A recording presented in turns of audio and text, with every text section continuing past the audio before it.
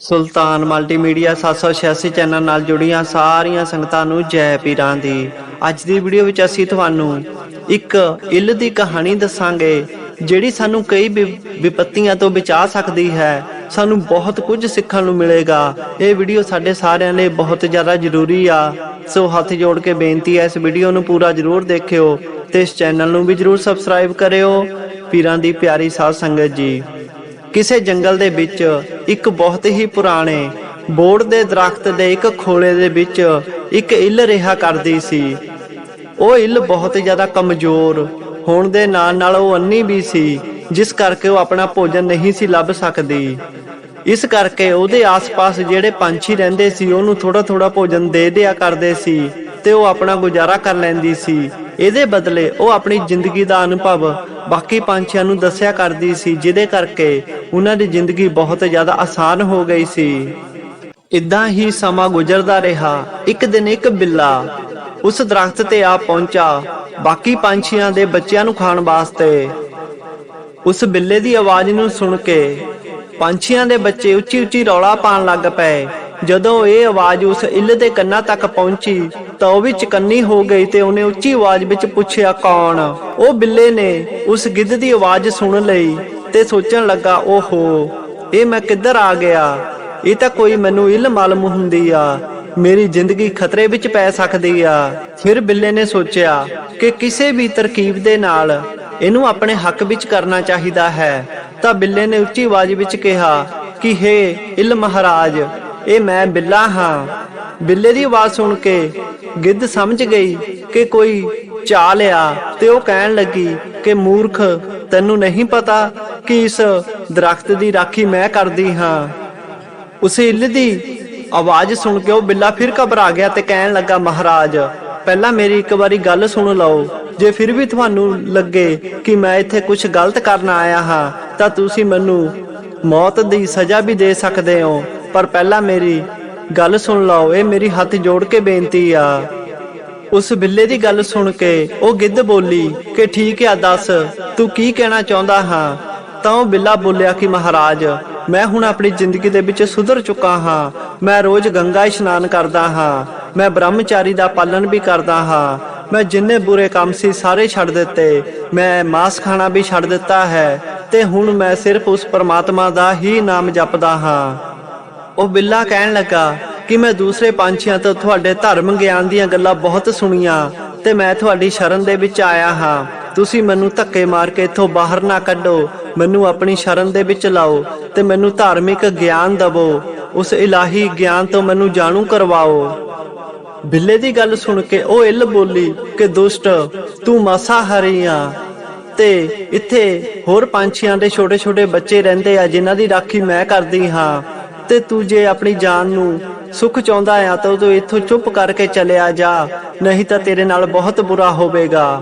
ਕਹਿੰਦੇ ਹਨ ਕਿ ਜਦੋਂ ਅਸੀਂ ਕਿਸੇ ਦਾ ਕੋਈ ਇਦਾਂ ਦਾ ਸੁਭਾਅ ਦੇਖ ਲਈਏ ਜਿਹੜਾ ਸਾਡੇ ਨਾਲ ਦੁਸ਼ਮਣੀ ਰੱਖਦਾ ਹੋਵੇ, ਫਿਰ ਉਹਦੇ ਤੇ ਯਕੀਨ ਕਰਨਾ ਮੌਤ ਦਾ ਮੱਥਾ ਸੁੰਘਣ ਦੇ ਬਰਾਬਰ ਹੁੰਦਾ ਹੈ। ਇੱਲ ਦੀ ਇਹ ਗੱਲ ਸੁਣ ਕੇ ਉਹ ਬਿੱਲਾ ਬੋਲਿਆ ਕਿ ਮਹਾਰਾਜ, ਮੈਂ ਬੜੇ ਗਿਆਨੀ ਲੋਕਾਂ ਤੋਂ ਸੁਣਿਆ ਹੈ ਕਿ ਦੂਸਰਿਆਂ ਤੇ ਜ਼ੁਲਮ ਕਰਨਾ, ਮਾਸ ਖਾਣਾ ਬਹੁਤ ਹੀ ਵੱਡਾ ਪਾਪ ਹੁੰਦਾ ਹੈ। ਇਸੇ ਕਰਕੇ ਮੈਂ ਮਾਸ ਖਾਣਾ ਛੱਡ ਦਿੱਤਾ। ਹੁਣ ਮੈਂ ਅੰਨ, ਫਲ ਤੇ ਫਰੂਟ ਖਾਂਦਾ ਹਾਂ, ਇਸ ਤੋਂ ਇਲਾਵਾ ਮੈਂ ਕੁਝ ਨਹੀਂ ਖਾਂਦਾ। ਅੱਜ ਮੈਂ ਤੁਹਾਡੀ ਸ਼ਰਨ ਦੇ ਵਿੱਚ ਆਇਆ ਹਾਂ। ਤੁਸੀਂ ਮਹਾਪੁਰਸ਼ ਹੋ ਤੇ ਕਹਿੰਦੇ ਹਨ ਕਿ ਮਹਾਪੁਰਸ਼ਾਂ ਦੀ ਸੰਗਤ ਕਰਨਾ ਬਹੁਤ ਜ਼ਿਆਦਾ ਚੰਗਾ ਹੁੰਦਾ ਹੈ। ਇਸ ਕਰਕੇ ਤੁਸੀਂ ਮੈਨੂੰ ਦੁਦਕਾਰੋ ਨਾ, ਆਪਣੀ ਸ਼ਰਨ ਦੇ ਵਿੱਚ ਲਵੋ। ਉਸ ਬਿੱਲੇ ਦੀਆਂ ਛਲਪੂਰਵਕ ਗੱਲਾਂ ਦੇ ਵਿੱਚ ਉਹ ਇੱਲ ਆ ਗਈ ਤੇ ਉਹਨੂੰ ਉੱਥੇ ਰੱਖ ਲਿਆ। ਕੁਝ ਦਿਨ ਏਦਾਂ ਹੀ ਗੁਜ਼ਰ ਗਏ। ਬਿੱਲੇ ਨੇ ਕੋਈ ਗਲਤ ਕੰਮ ਨਹੀਂ ਕੀਤਾ, ਕਿਸੇ ਵੀ ਪੰਛੀ ਦੇ ਬੱਚੇ ਨੂੰ ਕੋਈ ਨੁਕਸਾਨ ਨਹੀਂ ਪਹੁੰਚਾਇਆ ਤੇ ਹੌਲੀ ਉਹ ਬਿੱਲਾ ਉਸ ਗਿੱਧ ਦਾ ਵਿਸ਼ਵਾਸ ਪਾਤਰ ਬਣ ਗਿਆ। ਉਹਨੇ ਉਸ ਇੱਲ ਦਾ ਦਿਲ ਜਿੱਤ ਲਿਆ, ਪਰ ਉਹ ਘੁੰਮਦਾ ਫਿਰਦਾ ਹੋਰ ਪੰਛੀਆਂ ਦੇ ਬੱਚਿਆਂ ਤੇ ਗੰਦੀ ਨਿਗਾਹ ਰੱਖਿਆ ਕਰਦਾ ਸੀ, ਉਹਨਾਂ ਨੂੰ ਖਾਣ ਬਾਰੇ ਸੋਚਿਆ ਕਰਦਾ ਸੀ। ਉਹ ਬਿੱਲਾ ਮਾਸਾਹਾਰੀ ਸੀ ਤੇ ਹੋਰ ਪੰਛੀਆਂ ਦੇ ਛੋਟੇ ਬੱਚਿਆਂ ਨੂੰ ਦੇਖ ਕੇ ਉਹਦੇ ਅੰਦਰਲਾ ਮਾਸਾਹਾਰੀ ਜੀਵ ਉਹਨਾਂ ਨੂੰ ਖਾਣ ਵਾਸਤੇ ਮਜਬੂਰ ਕਰਿਆ ਕਰਦਾ ਸੀ। ਹੌਲੀ ਉਸ ਬਿੱਲੇ ਨੂੰ ਇਹ ਵੀ ਪਤਾ ਲੱਗ ਗਿਆ ਕਿ ਇਹ ਇੱਲ ਅੰਨੀ ਆ ਤੇ ਮੇਰਾ ਕੀ ਨੁਕਸਾਨ ਕਰ ਸਕਦੀ ਆ। ਹੌਲੀ ਉਹਨੇ ਦਾ ਲਾਉਣਾ ਸ਼ੁਰੂ ਕੀਤਾ ਇੱਕ ਦਿਨ ਸਾਰੇ ਹੀ ਬੜੇ ਪੰਛੀ ਭੋਜਨ ਦੀ ਤਲਾਸ਼ ਵਿੱਚ ਗਏ ਹੋਏ ਸੀ ਤੇ ਉਹ ਬਿੱਲਾ ਪਿੱਛੇ ਦਾਅ ਲਾ ਕੇ ਹੌਲੀ-ਹੌਲੀ ਉਹਨਾਂ ਦੇ ਬੱਚਿਆਂ ਨੂੰ ਖਾਣ ਲੱਗ ਪਿਆ। ਸ਼ਾਮ ਨੂੰ ਜਦੋਂ ਪੰਛੀ ਮੁੜ ਕੇ ਆਉਂਦੇ ਤਾਂ ਜਦੋਂ ਉਹ ਆਪਣੇ ਬੱਚਿਆਂ ਨੂੰ ਨਾ ਦੇਖਦੇ, ਉਹ ਉਹਨਾਂ ਦੀ ਤਲਾਸ਼ ਕਰਦੇ, ਜੇ ਨਾ ਮਿਲਦੇ ਤਾਂ ਉਹ ਬੜੇ ਹੀ ਦੁਖੀ ਹੁੰਦੇ। ਹੌਲੀ-ਹੌਲੀ ਉਹ ਬਿੱਲਾ ਸਾਰੇ ਹੀ ਬੱਚਿਆਂ ਨੂੰ ਖਾ ਗਿਆ। ਖਾਣ ਤੋਂ ਬਾਅਦ ਉਹ ਬੱਚਿਆਂ ਦੀਆਂ ਹੱਡੀਆਂ ਨੂੰ ਜਿਸ ਖੋਰ ਦੇ ਵਿੱਚ ਉਹ ਇੱਲ ਰਿਹਾ ਕਰਦੀ ਸੀ ਉਹਦੇ ਵਿੱਚ ਸਿੱਟ ਦਿੰਦਾ ਸੀ। ਅੰਨੇ ਹੋਣ ਦੇ ਕਰਕੇ ਉਸ ਇੱਲ ਨੂੰ ਪਤਾ ਨਹੀਂ ਸੀ ਲੱਗਦਾ ਕਿ ਬਿੱਲਾ ਕੀ ਕਾਰਸਤਾਨੀ ਕਰ ਰਿਹਾ ਹੈ। ਪੰਛੀਆਂ ਦੇ ਬੱਚੇ ਜਦੋਂ ਸਾਰੇ ਹੀ ਖਤਮ ਹੋ ਗਏ, ਉਹ ਉਹਨਾਂ ਨੂੰ ਇੱਧਰ ਉੱਧਰ ਲੱਭਦੇ ਭਾਲਦੇ, ਪਰ ਉਹ ਕਿਤੇ ਵੀ ਨਾ ਮਿਲਦੇ। ਇੱਕ ਦਿਨ ਸਾਰੇ ਹੀ ਪੰਛੀ ਇਕੱਠੇ ਹੋ ਕੇ ਉਸ ਇੱਲ ਦੇ ਕੋਲ ਆ ਗਏ। ਹੁਣ ਬਿੱਲਾ ਤਾਂ ਉੱਥੇ ਨਾ ਮਿਲਿਆ, ਕਿਉਂਕਿ ਉਹ ਤਾਂ ਸਾਰੇ ਬੱਚਿਆਂ ਨੂੰ ਖਾ ਕੇ ਉੱਥੋਂ ਭੱਜ ਗਿਆ ਸੀ ਤੇ ਉਹ ਸਾਰੇ ਪੰਛੀ ਉਸ ਇੱਲ ਦੇ ਕੋਲ ਆਏ। ਪੰਛੀਆਂ ਨੇ ਜਦੋਂ ਉਸ ਇੱਲ ਦੀ ਖੋਰ ਦੇ ਵਿੱਚ ਆਪਣੇ ਬੱਚਿਆਂ ਦੀਆਂ ਹੱਡੀਆਂ ਨੂੰ ਦੇਖਿਆ ਤਾਂ ਉਹ ਉਸ ਇੱਲ ਨੂੰ ਹੀ ਆਪਣੇ ਪੰਛੀਆਂ ਦਾ ਹਥਿਆਰਾ ਸਮਝਣ ਲੱਗ ਪਏ। ਉਹ ਸੋਚਣ ਲੱਗ ਪਏ ਕਿ ਇਸੇ ਹੀ ਇੱਲ ਨੇ ਸਾਡੇ ਬੱਚਿਆਂ ਨੂੰ ਖਾਧਾ ਹੈ। ਗੁੱਸੇ ਵਿੱਚ ਆਏ ਬਾਕੀ ਸਾਰੇ ਪੰਛੀਆਂ ਨੇ ਆਪਣੇ ਪੰਜਿਆਂ ਦੇ ਨਾਲ, ਆਪਣੀਆਂ ਚੁੰਝਾਂ ਦੇ ਨਾਲ ਗੋ ਕੇ ਉਸ ਇੱਲ ਨੂੰ ਮਾਰ ਦਿੱਤਾ। ਸੋ ਪੀਰਾਂ ਦੀ ਪਿਆਰੀ ਸਾਧ ਸੰਗਤ ਜੀ, ਇੱਕ ਦੁਸ਼ਟ ਗਲਤ ਬੰਦੇ ਨੂੰ ਆਪਣੇ ਨਾਲ ਰੱਖਣ ਦੇ ਕਾਰਨ ਇੱਕ ਇੱਲ ਨੇ ਆਪਣੀ ਜਾਨ ਗਵਾ ਦਿੱਤੀ। ਵਿਚਾਰੀ ਇੱਲ ਤਾਂ ਸਾਰੇ ਹੀ ਪੰਛੀਆਂ ਦੇ ਬੱਚਿਆਂ ਦੀ ਰੱਖਿਆ ਕਰਿਆ ਕਰਦੀ ਸੀ, ਪਰ ਇੱਕ ਗਲਤ ਗੁੱਸੇ ਵਾਲੇ ਇਨਸਾਨ ਨੂੰ, ਹਿੰਸਕ ਇਨਸਾਨ ਨੂੰ ਆਪਣੇ ਨਾਲ ਰੱਖ ਕੇ ਉਹਦੇ ਪੰਛੀਆਂ ਦੇ ਬੱਚਿਆਂ ਦੀ ਜਾਨ ਤਾਂ ਗਵਾਈ ਹੀ, ਉਸ ਇੱਲ ਦੀ ਆਪਣੀ ਜਾਨ ਵੀ ਚਲੇ ਗਈ।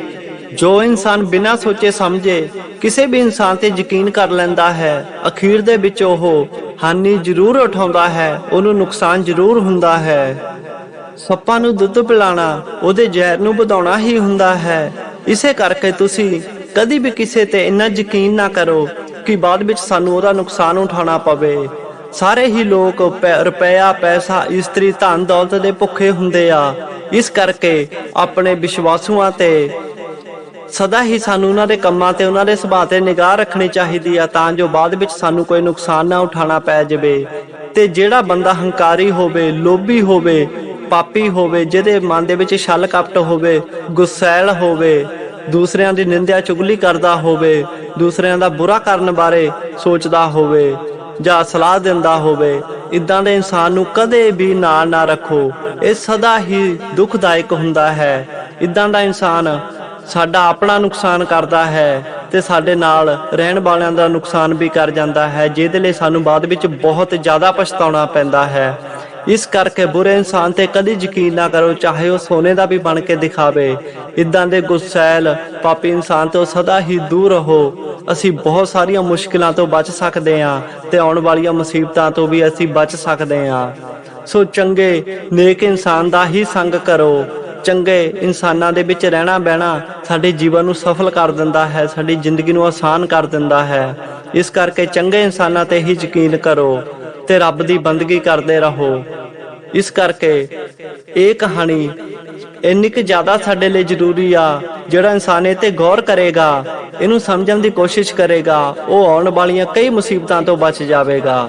ਸੋ ਇਸੇ ਤਰ੍ਹਾਂ ਦੀਆਂ ਹੋਰ ਵੀਡੀਓ ਦੇਖਣ ਲਈ ਇਸ ਚੈਨਲ ਨੂੰ ਜ਼ਰੂਰ ਸਬਸਕ੍ਰਾਈਬ ਕਰਿਓ।